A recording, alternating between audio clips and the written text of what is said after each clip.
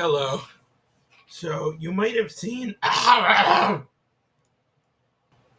Hello. So you might have seen on the channel recently that I did a potato tier list ranking of popular potato varietals, and at the time I was fairly content with that video. But the longer I've sat with it, the more unsatisfied I was because I felt like there were so many potato varietals that deserved that attention that just did not receive it.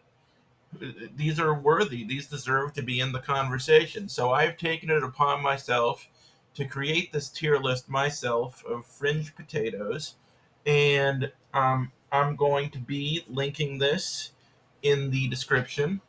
So if you want to do a fringe potato tier list and post it down below, um, feel free. I would love it. I would love to see your fringe potato ranking. Now we got a lot to get through. We got about 50 potatoes and potato related dishes here to get through. Some of these you might argue about, should that really be here? Is that really, a potato centric dish, or is a potato just a component? And we'll get to that. We'll cross that bridge soon. But, you know, I thought these deserved to be shouted out as my list, so let's get into it. I'll also put the previous tier list down below as well if you need to catch up, get the complete potato picture. So we're starting here. We're starting with a vichyssoise. See, okay, so on the last tier list, they just had potato soup, which you can't stop there. There are so many varieties of potato soup, and obviously, I couldn't include all of them here because that would be crazy. But I think vichyssoise is popular enough to merit inclusion. So this is a French soup. This is a potato and leek soup primarily. I believe it is served cold. Now, some of these I've just never had, and I'll have to go off my general impression of the dish. And my general impression of vichyssoise is that it's a sea. It's a cold soup. There's nothing floating in the soup. It's just a thin soup. There aren't any chunks or anything. I like some chunks in my soup. Maybe if I try vichyssoise, I'll feel differently about it. But in my head canon, it's a C. All right, so now we got boxty. And I've had this in Irish places, but I think there are variations on this dish, all over. And basically, what this is it's a variant on the potato pancake, where when you make a potato pancake or a latke, you shred the potato when it's raw and then you fry it. In this case, you cook the potato first. You basically make a mashed potato and then you fry it, and you're like making like a mashed potato patty. I did this actually accidentally the first time I tried to make potato pancakes because I didn't realize they were supposed to go into the oil raw. So I accidentally made boxty instead of latkes. It could happen to anybody, I think. Um, but yeah, boxty's fine. I think that's another C for me. I think latkes are far superior, but boxty definitely, it has its place. Um, okay. Some of these I'm gonna have to squint because they're small, and I might have to emergency Google and look some of these up. I think I got them all in my head, but we'll see. So this is a roasty, and just basically, so this is basically like a flat disc of hash browns, and you can put stuff on top of it. I believe it's a Swiss dish. I think. I'm sorry if I got that wrong, but you can put like some sour cream on there, some bacon on there, you know, things of that nature. Um, it's basically like a fancy when you go to Waffle House and you're like, I want it smothered, I want it covered, I want it capped. It's basically a fancy version of that, where it's the base of hash browns, then you can put whatever you want on top of it. It's good. I've had it before. It's tasty. I think it's a solid B. And maybe if I had a little more experience with it, I could get it up in A. But for right now, I think B is fine. So this is tartiflette. So this is a French potato, you know, what's the word I'm looking for? Kind of a casserole, kind of it's like a baked dish. It's almost like a gratin. And the thing with this is I have not had it, and I cannot have it in this country because in order to make this dish properly, you have to use this very specific kind of cheese called Revolution. And this cheese is actually illegal in the United States because I believe it uses raw, unpasteurized milk, which is why, if you go to France, you're going to have, far superior cheese to what's available by import to the US from that country. So I can't try this, but in my head, it's at least an A. It could very easily get up to an S once I actually get to try it. Once I get myself over to Paris and give it a shot. It freaks some people out because what you do, right, is you just cut the Revolution in half, and then you just plop it on top of the potatoes, and there's like a cream sauce and shit. So it's like, it's like the top of the dish. It has the rind. It has the cheese rind on there, and you break through it like a crust. And some people don't like that. Some people are a little squeamish about eating cheese rind. I've never objected to it. Um, Now here we have a chip buddy, which is a British chip sandwich. And there are lots of variations on this. I mean, I know that when I go to New Orleans, for example, and I go to a po' boy place, they'll have a po' boy stuffed with fries. And there's, of course, the famous Primanti Brothers sandwich thing where they'll put the fries on the sandwich, whatever. But this is literally just two pieces of white bread, usually buttered, I believe, with just a bunch of fries stuffed in there, and then maybe you can put on some brown sauce or some HP sauce. And this seems pretty delicious in my head. I'm gonna put it in B. It seems like you would feel bad about yourself while you're eating it, but it would taste real good. All right. Next up, we have potato kugel. So, if you're unaware, there are two main types of kugel. There is a noodle kugel, and there is potato kugel. Now, noodle kugel is sweet. It has like cottage cheese or farmer cheese, some kind of fresh cheese. It has like raisins in it and stuff. A potato kugel is savory. It's basically like a potato and onion. It's like a mash, and it's baked until it has a lot of structural integrity. And I think potato kugel is quite delicious. I'm going to put that up in A. It's not quite S for me, but it's close. And another one I'm going to put up in A is this crazy dish. I don't actually know what this is called, but I've had this in a few like really high quality Chinese restaurants, particularly Szechuan restaurants. And this is one of the strangest potato dishes I've ever had, probably the strangest, because if you've ever tried to bite into a potato like an apple, which I know you have, it's disgusting. But this dish, somehow the potatoes are either like raw or like borderline raw. They're still like crunchy, but somehow they like fry it up with these like peppers and this sauce, and it's delicious. Like if you ever go to a Szechuan restaurant and you see this shredded potato salad, it's often served cold. Give it a try. It's a very strange and interesting experience, and I have no idea why it works as well as it does. Okay, so now we're getting into a couple here that might be a little controversial. Starting with the shepherd's pie. So this is about half potato. Basically, it's well, in the shepherd's pie, it's beef. No, the shepherd's pie is lamb, and then the cottage pie is beef. But most people just make it with beef and call it a shepherd's pie, and Gordon Ramsay gets upset. Yeah, but basically it's like half potato, half meat. The potato is on top of the meat.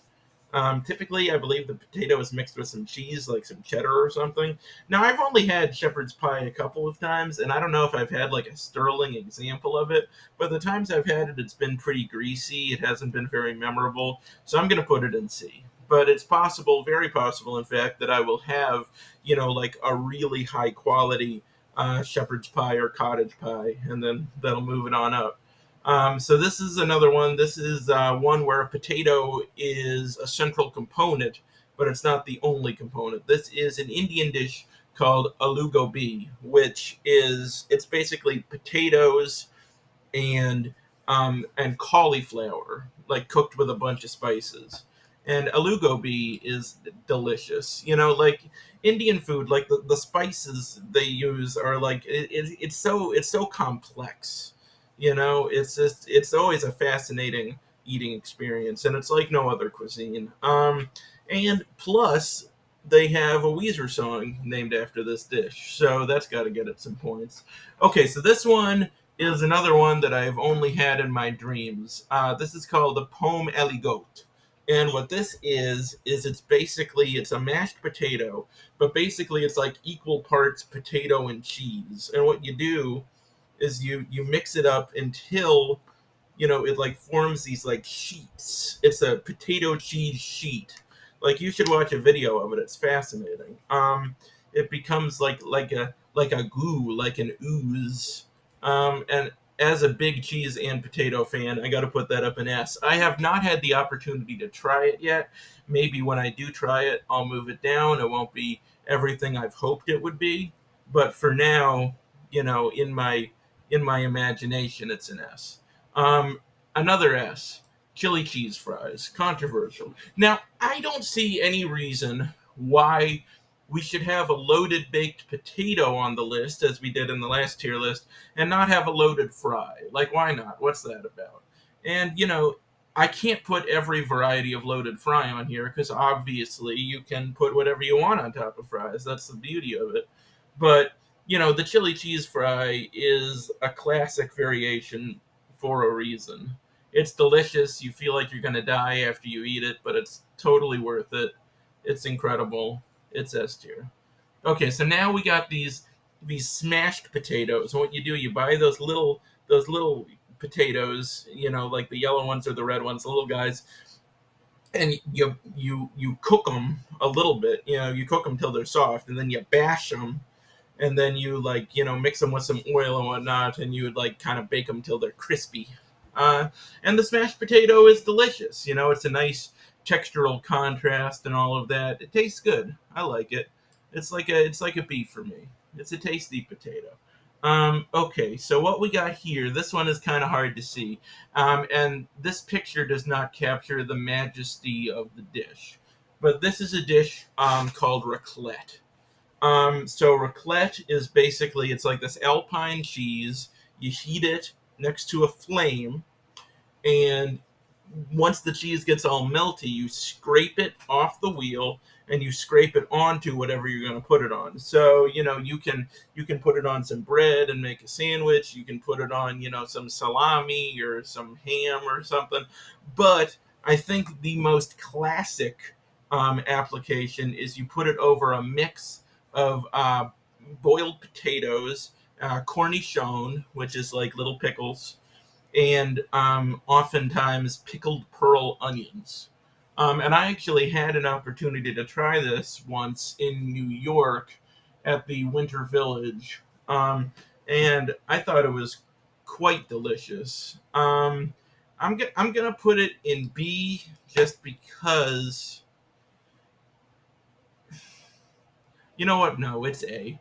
For the novelty, for the cheesiness, it's not my favorite potato cheese combination, but it's delicious. So let's put it up in A. Okay, so now we got Duchess potatoes. This is another one I've never had, and I don't know if anybody on Earth has ever had this, but it exists. Apparently, it's like these little potato puffs that look like a rose, and they're made actually with like some choux pastry in there. So it's like part potato, part pastry. And that just sounds, delightful. I'm going to put it in B. It sounds like it would be a very nice, light way to experience a potato. And then we got the opposite of that. We got maybe the heaviest potato possible with the funeral potato. So this is like, I believe, like a Midwest thing going into like a Southern thing. What, like Alabama, or like Arkansas. Our states I associate with funeral potatoes for some reason. But yeah, I mean, it's basically a variant on cheesy potatoes that uses, I believe, like a condensed chicken soup in there as well. And then on top, you got like crispy bits, and to me, this is a marked improvement over your standard cheesy potato. I think funeral potatoes go up in A. I mean, and they're called funeral potatoes because they're often served at funerals, because they are such a comforting dish. My shirt is on backwards and inside out. I just noticed that. Um, anyway, moving on. But, yeah, they comfort people in their time of need. They're delicious. They're going up in A. Now, there are a couple potato salad variants I put on here because in the last tier list it was just like potato salad, and you can't just brush off potato salad like that. There are different kinds of potato salad, and they have different levels of appeal. So this one is a German potato salad, and this is definitely the ideal potato salad option. I'm going to put it up in A. It's a high A. It's just basically potatoes and bacon in like a vinegar based sauce. It's served cold typically, though I have had it warm as well, and it's still good. It's good either way. And it's delicious. It's a great side. I would say it's definitely superior to the mayonnaise based variant. So now we got another one that might be controversial. So this is hot dish, and this is a Midwest thing. This is basically a casserole where you have like a layer of meat. It's similar to funeral potatoes in that it employs like the concentrated chicken soup, and you got the layer of meat mixed with some soup and some spices and stuff, and you got a layer of tater tots, and then on top of that a layer of cheese. And I think this is a very delicious and comforting dish. And the reliance on tater tots just puts it up in A for me. Fondant potatoes, another potato I have never had, and this is going in D because basically these are potatoes that you cut into like scallop shaped discs, and then you slow cook them in stock, and it takes a really long time, and it's really labor intensive. And just for me, I don't think it's worth it. I mean, even if these are incredible, there are lots of incredible potatoes out there, and these are like so finicky, and they take so much longer than most of the other potato preparations. I just don't think it's worth it. But, once again, maybe I'll have an opportunity to try this at some point in like a fancy French restaurant, the fondant potato, and I'll be singing a different tune then. So now we've got Bubble and Squeak. And this is another one I've never had, but it always sounded kind of not great to me. It's just basically a baked potato, kind of a casserole, but it's like potato and cabbage, and you're supposed to like throw your leftovers in there. So I guess if you had really good leftovers, you could have a really good Bubble and Squeak. But like, I'm willing to put up with cabbage. Like, I like cabbage in certain applications, but I'm not a huge cabbage guy. So I think C. You know, Once again, I haven't had it. We gotta do that caveat. So this is just cheese fries. Just just cheese fries, and the cheese fry is delicious, but it's nothing on the chili cheese fry. I'm gonna put the cheese fry in B just because I love it. I'm happy to have a cheese fry, but when I'm having a cheese fry, there's a part of me that's always disappointed, and I'm always like, why can't you be a chili cheese fry? You know. Okay, so now we've got, similar to the chip buddy, we've got the potato chip sandwich. Um, so I am a big proponent of chips on a sandwich. I often I came up with an idea for a blog once called Chips or Not, where I would go around and try different sandwiches, and I would try to put chips on the top of them, and I would let you know if the chips improved the sandwich or if the chips were like unnecessary. And 9 out of 10 times, chips are going to improve a sandwich. They're going to provide that crunch. They're going to provide a little bit of texture. They're going to give it some more heft. I think chips are a delicious addition to almost any sandwich. You just want to avoid them on kind of wetter sandwiches. Like, I don't think you would need chips on like a cheesesteak or something like that, or like a sloppy Joe necessarily. But definitely any kind of like cold cut based sandwich, chips are going to be great. Um, but as far as a sandwich that is just chips, I've done it. you know Sometimes, you don't have a lot of money, you got a bag of chips, you got a loaf of bread. Hey, I've done it with tortilla chips, I've done it with Doritos, and to be honest, it's very delicious, so I'm putting it up in A. I think people would consider it a struggle meal, but it is, in my opinion, a very tasty struggle meal. Okay, so now we got the potato croquette. And basically, what this is like often cylindrical, or it can be a patty. And it's basically a mashed potato that is, fried. It has like the crispy outside, which is crumbed. And this is a nice potato. Um, but there are more interesting types of croquette. I'm not often just getting a plain old potato croquette, but it's a solid option. I'll put it in B. Okay, so now we got pomme souffle. This is pomme souffle, right? Because I got another one that's similar on here. Yeah, okay, we're just gonna roll with it. This is pomme souffle. So this is basically, it's like a potato disc, and inside, it's like a potato chip, but it's like one of those 3D potato chips. It's like inside, it's hollow. It's just air. So they're a fun thing to eat. They're a neat novelty, but they're not going to change your life. I think B is fair for those. And then we got the tornado potato, which is just basically that potato spiral that's on a stick. You get them at the fair. I've never been a huge fan of these. I think they look cooler than they are cool to eat, but they taste good. It's basically just a bunch of potato chips on a stick. So I think C is fair for the tornado potato. Okay, so now, okay, so this is, I do believe, the wheels are coming off. I believe this is potatoes dauphinoise, which is basically, it's very similar to a scalloped potato, but it's like the French version of a scalloped potato. It's like made with Gruyere, and it's like stacked like a scalloped potato. Um, and I think it sounds great. I'm putting it up. No, no, S seems a little much. I'll put it at A for now. I've never actually had the pleasure of trying a potato dauphinoise. But maybe when I do, that'll influence it. But for now, I don't think I can put anything up in S that I haven't tried, except for aligote, because I've tried that 1,000 times in my dreams. Okay.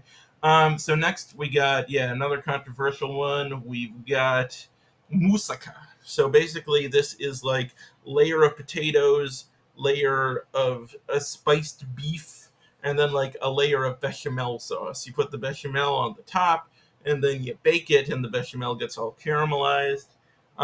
Potatoes are a very central component of this dish. There's obviously other factors at play, but the potato gives a lot to it. It provides it support, it gives it stability.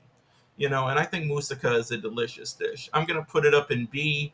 Maybe if we were just rating international dishes, I would put it up in A, but I think as a potato dish, B is fair. Okay, so now we got potatoes. Oh no, we don't. Nope, nope, that's down here. This is potato hash. Okay, so basically, if you ever had like a corned beef hash, something like that, this is just a variant that a lot of diners have where there's no meat, where it's just a potato based hash, and maybe there's some onion in there, maybe there's some pepper in there, some red pepper, green pepper, bell pepper is what I'm trying to say, not like a habanero or something. But it's I feel like there is an inherent disappointment to this because you want it to be a corned beef hash, but at the same time, this is basically a home fry. If you've ever had, now this was very common where I grew up in New England. But I don't see home fries on menus a lot around here. But it's basically this. It's basically cubes of potato fried in a pan with, like, spices and herbs, and frequently like some onion and stuff. And it's very delicious. So, if we think of it as potato hash, it would probably be a B. But if I got this as a home fry and just as a side, I would give it an A. So I'm going to be nice and give it an A. Okay, so now we've got a loaded baked potato soup. And this is also going up in A. This is like you take a boring old potato soup, you put a lot of cheese and bacon and green onions in it. That's an improvement. All right. All right, so this is a tricky one. This is potatoes lyonnaise, I believe it's called. So this is basically potatoes cooked with a whole mess of caramelized onions. This is another French thing. And I have actually had this. I don't think I've had like a sterling example of it, but I would put it in C. It's never really excited me all that much, but maybe I just haven't found the right one for me yet. Okay, so this is what is this, pomme de fine, I believe it's called. So these are, oh my god, I can't remember. Potato dauphine. What are these? What are these? No, those. No, no, no. See, this dish, that was the dauphine potato. This one was the dauphine potato. So is a potato lyonnaise. Oh my god. Oh my god. Potatoes dauphine. I think that's what it's called. Yeah. Okay. So dauphine potato. Um. So it's just basically like a potato puff. I'm sorry about that. It's like a potato puff mixed with like egg and shit. You know. Edit. Okay, I'm back. I'm sorry. I was so thrown off by not remembering what a dauphine potato was that I just closed out of the tier list. I closed everything to hide my shame. But it's the French's fault because they're dauphine potatoes and then they're dauphinois potatoes and they're completely different. So I'm mad. I'm putting it in D. You know what? No. You know what? No, I'm not putting it in D. Oh my god. Oh my god. I'm so I'm I'm falling apart. How did this one? Yeah, you go down there and then here's what we're going to do. We're going to add a new column down here and we're going to call it fuck you. And that's where we're going to put those stupid little egg potato puffs. Had enough of this bullshit. Okay. So the next one we got is the hash brown patty. Okay, and the most famous example of this is obviously the McDonald's hash brown patty, which is incredible. It's literally the best thing at McDonald's. Some days I even think it's the only good thing at McDonald's. But it is goddamn incredible, and I'm putting it up in S. All right, so now we got Cole Cannon, which is another one I've never had, but it doesn't sound very appealing. It's like potatoes mixed with like kale and a bunch of butter. And potatoes, I'm on board. Butter, I'm on board. Kale is a tall order. You know, um, I'm not a fan. Okay, so this one, I now listen. I forget the name of it, but we're not gonna freak out. We're gonna very calmly go over here. Peruvian potato dish. Okay, so yes, this is called papa a la Huancaina. Yeah, it's potatoes in a spicy, cheesy sauce. And I believe this is served cold. At least that's the way I had it. Yeah, and the potatoes are boiled. It's a strange and delicious dish, and I liked it quite a bit. But I don't know that I can go higher than C, just because it's an interesting experience, but it's definitely not the most craveable type of potato. But now we've got papas rellenas, which is just basically it's like a mashed potato ball that's like stuffed. And you can put beef in there, you can put chicken in there, you can put cheese in there. It's fantastic. That's going up an A. Okay, so now we've got patatas bravas, which is basically it's kind of how normal people dip fries in ketchup. I don't because I'm not a huge ketchup guy, but this is basically the fancy version of that. So they're the fried potato cubes, like home fries, but they are covered in like a Spanish tomato sauce. It's like spicy. It's like a spicy sauce, spicy tomatoey red sauce. And this dish is pretty good, but it's never blown me away. Maybe I just haven't had a sterling example of it. But yeah, I think B. B is fair for patatas bravas. Okay, so now we've got a couple stuffed variants. So this is basically things that are stuffed with potatoes, which I think count because the potato is such a vital element of it. And this is the pierogi, which is it's Polish, I believe. It's a type of Polish, at least the Eastern European dumpling variant that is filled with often a mixture of like potatoes and like a farmer cheese, or sometimes people just do like a pure potato filling, and you fry them up in a pan with like some onions and some fuck it. All right, we're gonna add one more row, and it's gonna be called I Love You, and that's where we're gonna put pierogies. Pierogies are the best. Okay, now we got knishes, which is just basically it's like a pastry. It's like a sturdy pastry, and you can fill a knish with all kinds of stuff. You can fill it with kasha. You can have a sweet knish. You can have a savory knish, but the potato knish is quite possibly the most classic knish of all, and I think it earns a slot in A tier. Okay, so now we've got a couple more potato salad variants here. Let's just knock them both out. All right, so now we've got an egg and potato salad, which I think is an improvement on the standard potato salad. I think the egg is nice for providing a bit of diversity and richness. I'm going to put that in B. I think that's B. And then in C, I'm going to put this, which is like the southern style potato salad, where you put in like a little mustard, you give it a little zip, and that's fine. But I don't necessarily prefer it over more like standard cookout potato salad. It's just a different. It's a different. You know,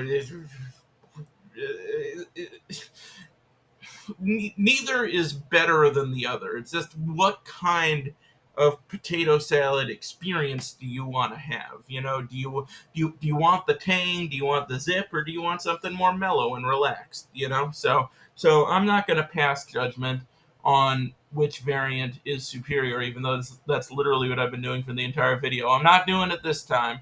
I'm drawing a line in the sand. Okay, now we got an interesting one, which is potato rolls. You can use potatoes to make a bread, right? And these are maybe my second favorite roll commercially available on the market today after those King's Hawaiian rolls. But the potato roll, I think, is the perfect roll, certainly for a burger, for a lot of different sandwiches. Potato rolls are fantastic, and they also have to go up in A tier. And a lot of times you get like a sandwich in a restaurant, and it's on like some fancy ciabatta or something, and I'm always like, man, I wish this was just on a classic Martin's potato roll.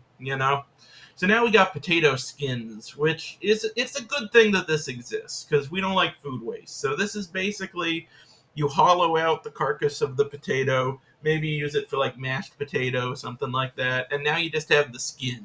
And it's boring, it's unappealing, it's not the best texturally. Like nobody wants just the skin.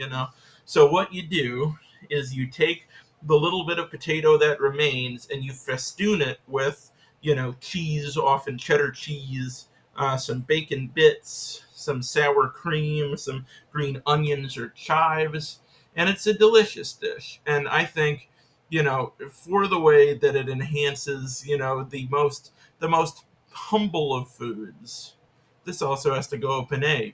Do I have too many in A tier? I don't care. Okay, so now we got O'Brien potatoes, uh, which are basically they're like kind of like a hash variant to the point where I thought these were the O'Brien potatoes at first, but those are not. Those are the hash potatoes. These are the O'Brien potatoes. So they're just basically potatoes cooked with like peppers and onions, but they're cooked less crispy than the hash. And yeah, no, they're boring. They're going in D. All right, the samosa. The samosa is another Indian potato varietal that is like a pastry filled with a spicy potato mixture, and often it'll have like some peas in there and like some like masala spices. And it's the crust is like flaky. It's almost like an Indian empanada in a way. And I think these are delicious. These are going up in A tier.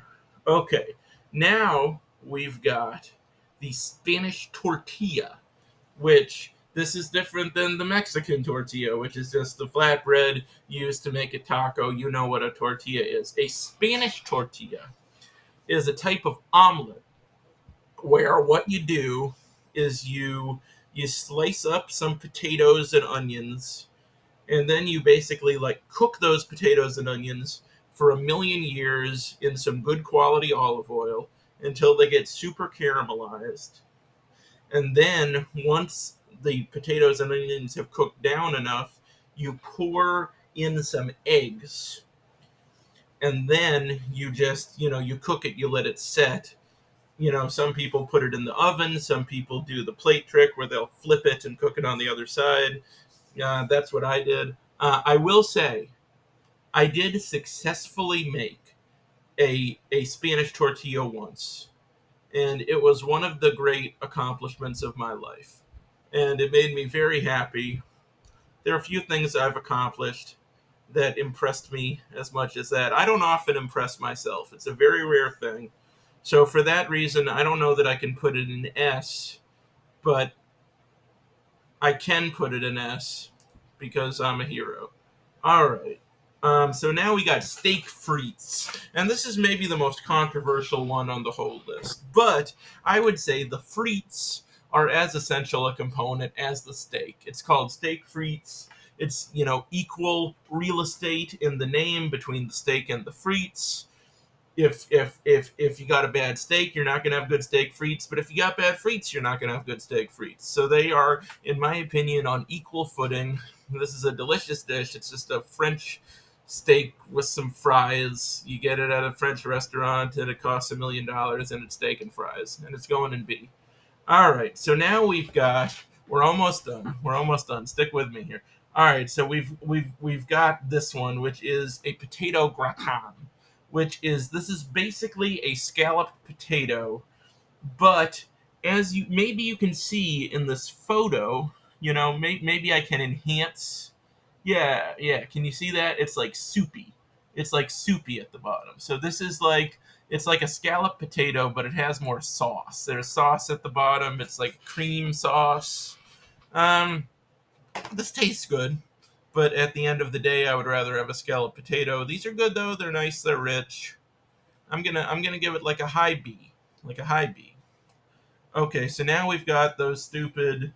I believe they're called like pave potatoes. They're the thousand-layer potatoes. They're often cooked with duck fat.